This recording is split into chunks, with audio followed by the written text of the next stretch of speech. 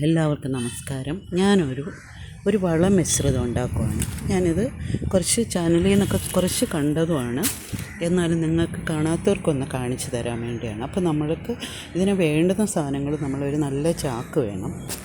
ഇതുപോലെയുള്ള ഒരു ചാക്ക് വേണം. നമുക്ക് ആ ചാക്കിലേക്കിത് ഓരോന്നായിട്ട് നിറയ്ക്കാം.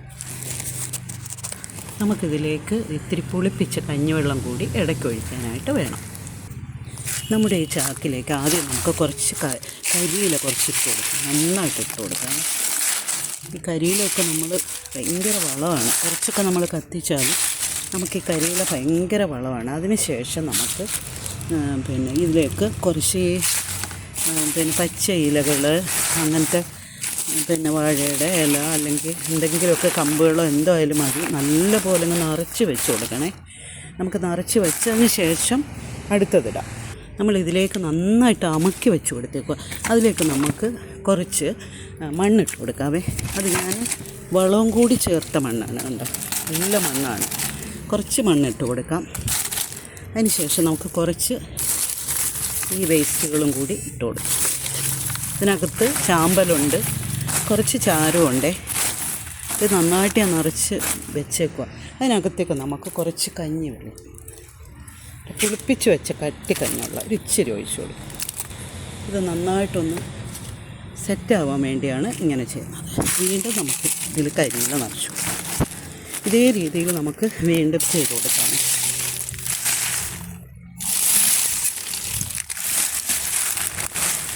നമുക്ക് പുറത്തുനിന്നൊന്നും ഒരു വളവും മേടിക്കേണ്ട. ഇതിന് ഈ മണ്ണിൽ ഞാൻ വളമിട്ടതാണ്. കുറച്ചും കൂടെ മണ്ണിട്ടു. ഈ മണ്ണിൽ വളമുണ്ട്. പിന്നെ നമുക്കിതിൽ ചാരവും ഒക്കെ ചേർത്ത കുറച്ച് സാധനങ്ങൾ അതുകൂടി നമുക്കിട്ട്. ഇതിനകത്ത് വാഴത്തട ഒക്കെ ഉണ്ട്. വാഴത്തട കുറേ അല്ലാത്ത സാധനങ്ങളൊക്കെ ഇതിലുണ്ട്. നമുക്ക് എന്ത് വേണേലും ഇതിൽ പച്ചക്കറിയുടെ. ഇനി നമുക്കിതിലേക്ക് കുറച്ച് ഇത്തിരി കൂടി കഞ്ഞിവെള്ളം ഒഴിച്ച് കൊടുക്കാം. ഇത്തിരി കൂടി നമ്മൾ കഞ്ഞിവെള്ളം ഒഴിച്ച് കൊടുത്തതിന് ശേഷം നമുക്ക് ഇതിലേക്ക് നമ്മുടെ പച്ചക്കറി വേസ്റ്റ് ഉണ്ടോ, ഞാൻ അടുക്കളയിലെ പച്ചക്കറി വേസ്റ്റാണ്, നമുക്കത് കുറച്ചിട്ട് കൊടുക്കാം. ഇത് നമുക്കിട്ട് കൊടുത്തതിന് ശേഷം ഇതുപോലെ നന്നായിട്ട് നമ്മൾ പ്രസ് ചെയ്ത് കൊടുക്കണം. കാരണം ഇത് അങ്ങനെ ഇരുന്നെങ്കിലേ ഇത് വളം ആവത്തുള്ളൂ. നമ്മൾ വെറുതെ കോരിയിട്ടാൽ പോരാ, നന്നായിട്ട് പ്രസ് ചെയ്ത് അമക്കി വെച്ച് കൊടുക്കണം. ഇനി വീണ്ടും നമുക്ക് കുറച്ച് കരിയില കൂടി ഇടാം. ഇങ്ങനെ നമ്മൾ ഇട്ടിട്ട് ഈ വളവും ഇട്ട് മണ്ണും ഇട്ട് കൊടുത്ത് കഴിയുമ്പോഴത്തേനും നമ്മളിതൊരു 2-3 മാസം നമുക്ക് ഒന്ന് വെയിറ്റ് ചെയ്യണേ. ഉണ്ട്. ഇനി മണ്ണിട്ടു, ഞാൻ കുറച്ചുകൂടെ മണ്ണിട്ടു. ഇത് നനഞ്ഞ കരിയില കൂടിയാണ്. നിങ്ങൾക്ക് കാണാമോ എന്നറിയൂടെ. ഉണ്ടോ, നനഞ്ഞ കരിയില കൂടിയാണ്. ഞാൻ ഇതിലേക്ക് ഒരു ഇത്തിരി കൂടി കഞ്ഞിവെള്ളം ഒഴിച്ച് കൊടുക്കാം. ഈ കഞ്ഞിവെള്ളമൊക്കെ സൂപ്പറല്ലേ. പിന്നെ ഞാൻ വെച്ചേക്കുന്ന വേസ്റ്റ് പച്ചക്കറി വേസ്റ്റാണ്. കണ്ടോ, പച്ചക്കറി വേസ്റ്റ്. അതിനകത്ത് കവറുണ്ട്, അത് മാറ്റാം. കവറൊന്നും പാടില്ല കേട്ടോ. കവറൊക്കെ നമ്മൾ ഹരിതക്കാരും വേസ്റ്റ് എടുക്കാൻ വരുന്നവർക്ക് കൊടുക്കും. ഇനിയും നമുക്ക് അമുക്കി വെച്ച് കൊടുക്കാമേ. ഇങ്ങനെ നമ്മൾ കുറേ മുകളിൽ വരെ ഇങ്ങനെ ചെയ്ത് കൊടുക്കുന്നുണ്ട്. വാഴത്തടയൊക്കെ ഉണ്ട്.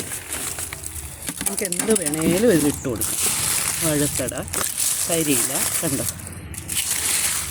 ഇതുപോലൊരു കമ്പോസ്റ്റ് നമുക്ക് വളമൊന്നും മേടിക്കേണ്ട കാര്യമില്ല. നന്നായി പ്രസ് ചെയ്യണം. നമുക്ക് കൈയുടെ ഇതൊന്നും നോക്കണ്ട. നന്നായി പ്രസ് ചെയ്ത് കൊടുത്തതിന് ശേഷം നമ്മളിത് ഏകദേശം നിറയാറാകുമ്പോൾ നമുക്കിത് അടച്ചു വെക്കാം. നമുക്ക് ഞാൻ കുറച്ചുകൂടെ മണ്ണിട്ട്. ഈ മണ്ണെന്ന് പറഞ്ഞാൽ ഇതിനകത്ത് വളവും കൂടെ ഉള്ള മണ്ണാണ്.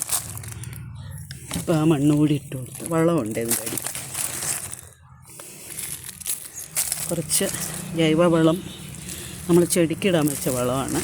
അതുകൂടി നമ്മളിതിലേക്ക് ഇട്ട് കൊടുത്ത് ഒരു അരച്ചാക്കായി. ഇനി നമുക്കിങ്ങനെ വേണേൽ കുറച്ച് കരിയില കൂടി ഇട്ട് കൊടുത്ത് നമുക്കിത് അടച്ചങ്ങ് വെക്കാം. അടച്ച് വെച്ചിട്ട് നമ്മൾ എന്നുമുള്ള പച്ചക്കറി വേസ്റ്റുകളൊന്ന് തുറന്നിട്ട് ഇതിലേക്ക് ഇട്ട് കൊടുക്കാം നമുക്ക്. എന്നിട്ട് നമുക്ക് 2-3 മാസം കഴിഞ്ഞ് നോക്കുമ്പോൾ അടിപൊളി പൊടിഞ്ഞ വളമായിട്ട് വരും. ഈ പൊടി പോലെ ഇരിക്കും. ഇതെല്ലാം അതിനകത്ത് ചേരണം. അപ്പോൾ ഇങ്ങനൊരു വളം എല്ലാവരും ഉണ്ടാക്കി നോക്കണേ. Thank you. ഞാനിത് വളമായി കഴിയുമ്പം അതിൻ്റെ വീഡിയോ ഞാൻ ഇടുന്നതായിരിക്കും. Thank you for watching.